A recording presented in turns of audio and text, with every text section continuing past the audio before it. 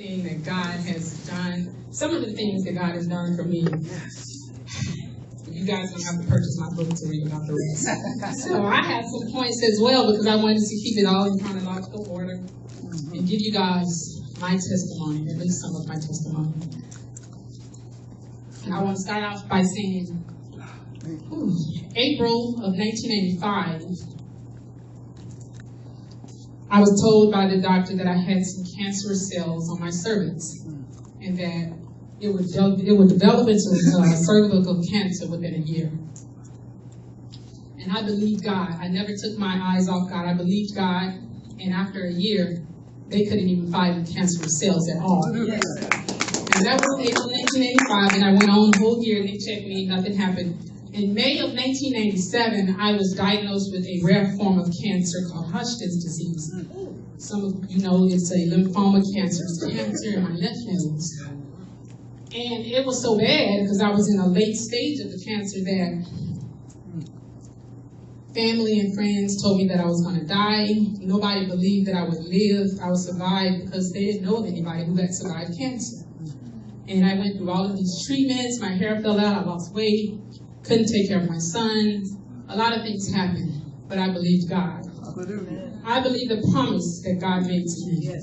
And I believed that I would beat this, and I did. The doctors told me that I couldn't have any more children because the treatments were so bad. But I believed God. And I stand here to tell you that my cancer has been in remission almost 18 years. There's no signs of the cancer. And I did have 2 children after they told me I couldn't have. I thank God that I kept my eyes on God. I believed what God had promised me as a young woman and a young mother. I couldn't leave my son for anybody else to raise. September of 2005, I woke up one morning and I was dazed and confused. Didn't know what was going on. Didn't realize that I had had 2 strokes in my sleep. And after waking up, I had the 3rd stroke that paralyzed me immediately. It paralyzed me on my left side and it took my speech. I was rushed to the hospital, but while I was laying in that bed, the Lord spoke to me and told me that I had strokes. But of course, I couldn't talk, so I couldn't tell the doctor what was going on. So I had to write it out and tell the doctor, hey, call a neurologist. I've had a stroke. And they're looking at me like, you're too young. There's no way. But they did call a neurologist, and they did find out that I had 3 strokes. So I'm laying in a hospital bed, and my family was like, okay, cancer didn't take her out, but these strokes are going to take her out. And I'm in a hospital bed, I can't talk, and I can't walk. But I have 3 children. And I believed the promise that God made to me, that I will live. I would live and not die and declare the works of the Lord. I was on a mission. I'm here for a reason. I'm not going to, and they told me, you know, it's bad. And the doctor came in and said, we don't know why you're not dead. We don't know why and how you survived this. But if you survive, you're going to walk with a limp. And you're going to talk with a stutter for the rest of your life. And I said, the devil is a lie. I would not receive that. I'm not going to receive God's promise, and I'm not going to walk with a limp. I'm not going to talk with a stutter. And I left that hospital determined to be all that God had determined for me to be. I didn't walk with a limp, and I didn't talk with a stutter. I believed God's promise on my life. My children were here. I needed to be a mother. I was a young wife, and I knew that God had things for me to do. So I went about my way, and I proved the doctors wrong. My followers, they couldn't believe, you know, what's going on with this young woman. And then in 2011, I went to the doctor. I had been having pain in my head for 3 years. I was scared to go to the doctor because my thought was that the cancer was coming back. So the Lord reminded me, he said, hey, I healed you from cancer. So I went to the doctor in 2011. Let me make sure it was November 2011. I went to the doctor. They said, okay, we need to do surgery on you. They scheduled the surgery. I went to surgery. Once I came out of surgery, the doctor said there was a tumor growing on your head, and we had to remove it. It was growing on your nerves, and that's why it was causing the pain. So they removed the tumor, and at the same time, I'm like, God, you know, what's going on? It's like, they didn't know, but it had been there for 3 years. It had been there for 3 years, and they removed the tumor, and they cut out nerves. So the left side of my face was numb. I mean, the right side of my face was numb. for a long time. And the doctor said, well, don't worry about it. The tumor is gone. And I didn't worry about it. I said, okay, I can deal with a numb ear and a numb face. You know, I'm here. The tumor is gone. 3 months later, February of 2012, I woke up one morning. I was feeling fine. I was on the phone with the bank, like I'm always on the phone with the bank. And the phone fell out of my hand. I immediately knew I was having another stroke. So this makes stroke number 4. My husband was overseas deployed, like he always is. I was rushed to the hospital by some of his comrades, and the doctors told me, okay, you had a stroke. I was paralyzed on my left side. Again, I could not walk. I was in the hospital. My husband's in Iraq at the time. My children are here. They were with me, and my mother and sister had to come from Mississippi to, you know. And I left the hospital on a walker. I could not walk because the cancer had, you know, struck me again on my left side. And I remember telling the doctor, I said, this is not going to beat me.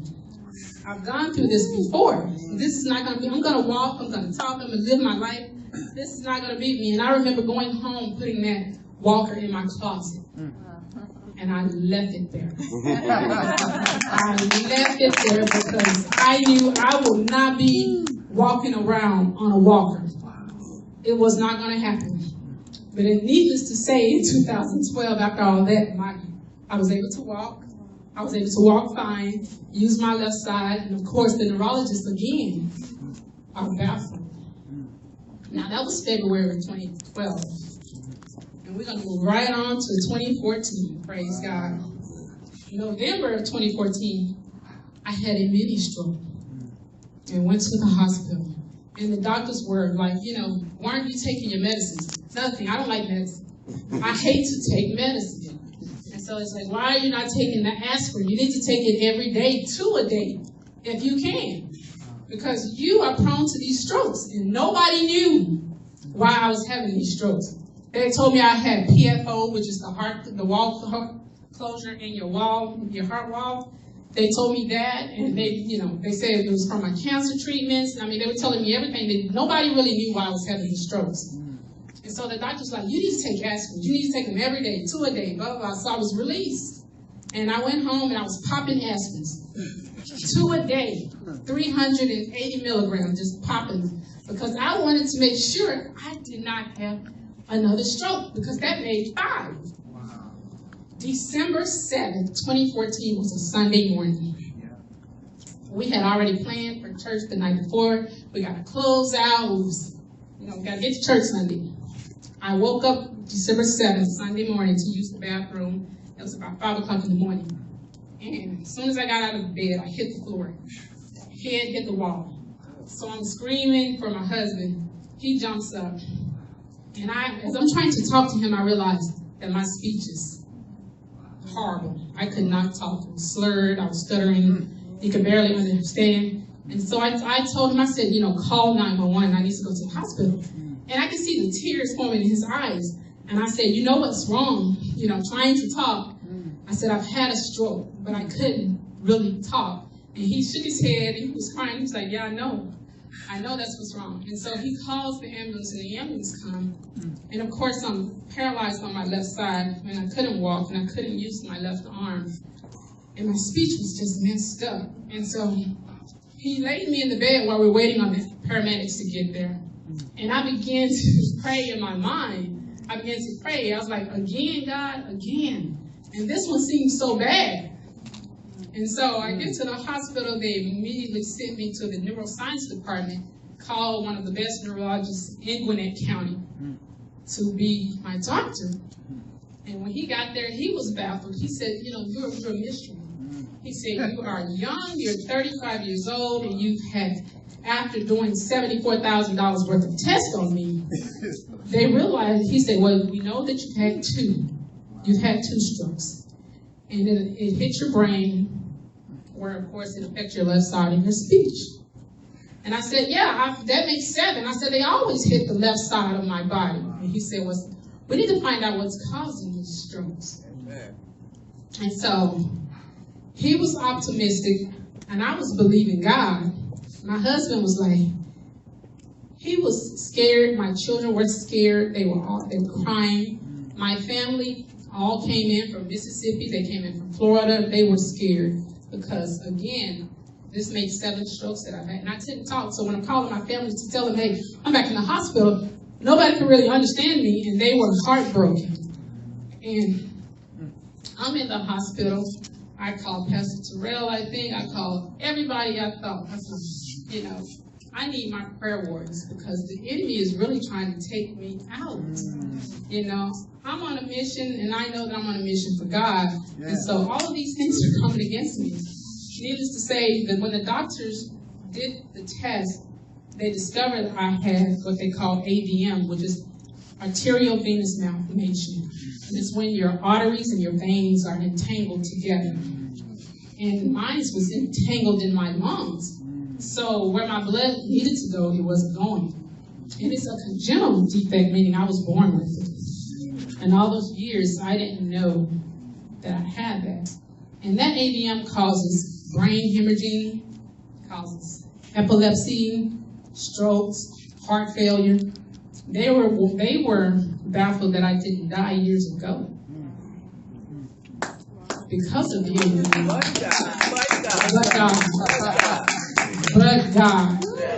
They're wondering why the doctors never discovered it when I had the cancer in '87. Because I underwent a lot of treatment for that cancer. And a lot of it was in my torso area. And of course the AVM was in my lung.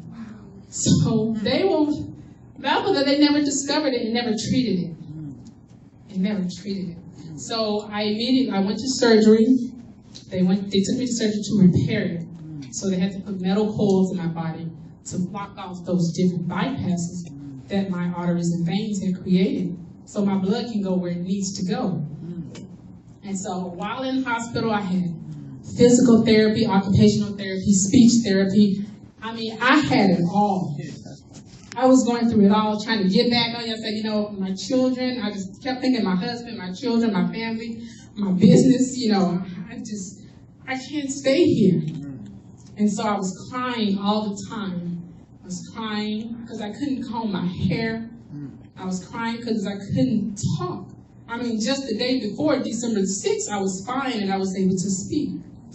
And December 7th, you could barely understand. So that was heartbreaking. And I know it's heartbreaking for my children to hear me speak like that. But I was determined. My face was droopy, no smile. This side of my face was not moving at all. And I was thinking about, Lord, you know, I love to smile. And I couldn't even smile. So I thank God that I'm able to smile. I'm able to talk. I'm able to walk. I'm able to use my left hand. I mean, I just give God glory because I trusted God. My faith never wavered. It never. I just, in the hospital, I believe, God, that this too shall pass. Lord, you've done it before. You'll do it again. I said, I beat cancer. I beat tumors. Lord, I'm going to beat this. I said, I'm on a mission to do what you called me to do. I'm not going to stay bedridden. I'm not. This wasn't me. It was when I was working a job at the time in December, and I told God, I'm not going to even go back after I get well, because now it's time for me to go ahead and start my own business. I have to do my thing. And God told me to stand firm on His word, to believe His word, and not to believe anything else. People were saying this, people were saying that, but I stood and I believed, and I kept encouraging my husband, like, this is going to be okay. You'll be able to go overseas. Because he was worried that he wouldn't be able to go overseas. I said, you'll be able to go overseas. We're still going to do the things we plan to do. I said, I'm going to be fine. God completely brought my speech back. I mean, I went back to the gym a month or so later. They were telling me to take it easy. I said, I can't take it easy. I can't. I have to get moving. And I did that. And so I'd say mid-January, I purchased 2 franchises. I purchased 2 franchises, and I remember talking to the franchisors, and I was telling them, I said, hey, just a month ago, I was in the hospital, I had strokes. And they were looking at me like, really? I was like, yeah. I said, I just got my speech today. I just started walking, and they were like, wow, really? I said, yes. I said, so I'm on a mission. I need to get this going. And so I purchased the franchise. And when I tell you, well, let me say this. I'm a big giver. I like to give to ministries, to God's kingdom. I am a big giver. I will give my last to the ministry because I have faith that God will restore it. He's going to give it back 100-fold. I believe that. That's how I was raised. I'm a big giver. And I was telling God how much money I wanted to come into our home. I told him how much money I wanted a week. I don't know why I did. I said week. But I said, okay, every week, Lord, I need to bring in this much money in this house between my husband and I. And the Lord told me, well, then you need to tithe that way, even before you get it. Tithe, like that's how much, you're getting. And I did that. I was doing that. And then God turned around and blessed me with more than what I was asking for. The money that I spent to purchase my franchise, I've received a return on my investment 500%. So I trust God. When I say I'm on a mission, I am on a mission, and God is blessing each and everything I touch. I'm opening up a new tax franchise in Lawrenceville, and one in Duluth, and one in Perry, Georgia, and Macon. So when God said He had something for me to do, He meant He had something for me to do. I'm not going anywhere anytime soon. I tell my friends and family, I'm like, Job, if the devil could have killed me, he would have, but he couldn't. He did not kill me. God had His hand on my life from day one. Nothing. And I mean nothing could stop what God had for me. I'm here because God had a plan and a purpose for my life. And my faith in God never wavered. I don't care how bad it looked. I don't care what people said. I've had family members to tell me I was going to die. I've had family members tell me they wish I died. But God. But God. I had the last say so in the matter here. Next time I give a testimony, I'm going to tell you about those other 5 franchises I have. And everything else. And I just, I love you guys. I want you to continue to pray for me and my family. My husband, he sends his love. He loves everybody. He's doing well. He's in Afghanistan, making it happen for our family. Yeah. So I just thank God for all that He's doing, and I thank God for my pastors. I pray for you guys all the time. I tell people about you guys all the time. I love you guys so much, and I just thank you guys for loving us, And I just thank God for Live Free Church and every minister. I pray for all of these ministers all the time. And I just wanted to give my testimony to you guys today, you guys. God is still healing. He is still healing right now. He's doing it for me every day, every single day. And I just want to encourage the people of God to just never let your faith, don't waver in your faith. I never waver in my faith. I believe God. And that's all I believe. And He'll do it every time. Yeah. Let's give God praise.